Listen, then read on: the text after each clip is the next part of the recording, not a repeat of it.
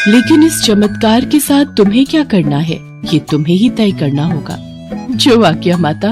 माता रानी की जय। हेमा माँ दुर्गा में बहुत विश्वास रखती थी। उसके घर में धन धान्य की कोई कमी नहीं थी, पर उसकी सास स्वभाव की बहुत कंजूस थी।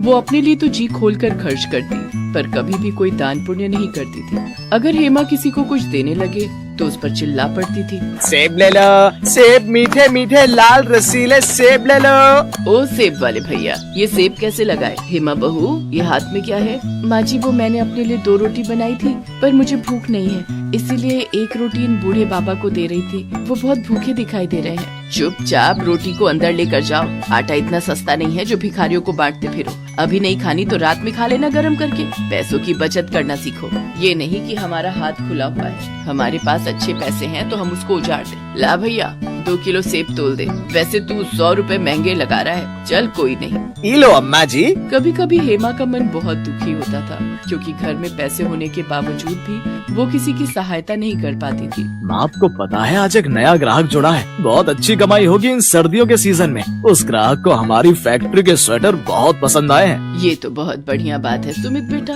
बस तू ऐसे ही खूब पैसे कमाता जा। घर में पैसे जुड़े होते हैं तो किसी बात की कोई परेशानी नहीं होती, बस काम अच्छा चलता रहना चाहिए। सुमित का काम अच्छा चल रहा था, कमाई भी बहुत अच्छी हो रही थी। एक दिन हेमा की सास आंगन में बैठी अपने पर्स में से नोट गिन रही थी, पर वो बार बार गिनती भूल जाती। एक साधु बाबा द्वार पर बहुत देर से खड़े भिक्षा मांग रहे थे। ये नोट गिनते गिनते तंग आ गई। ये नोट है या मुसीबत? गिनती ही ठीक नहीं हो रही, ज्यादा पैसा होना भी मुसीबत ही है। माई, बाबा को कुछ दे दो, बहुत भूख लगी है। अरे बाबा, मैं पहले ही इन रुपयों से परेशान हूँ, ऊपर से तुम परेशान कर रहे हो। जब तक ये नोट मेरे हाथ में है तुम्हें कुछ नहीं मिलेगा। जाओ यहाँ से। तुम पैसों से इतनी परेशान हो, एक भूखे को भोजन देने का भी समय नहीं है। भाई, अगर तुम इन रुपयों से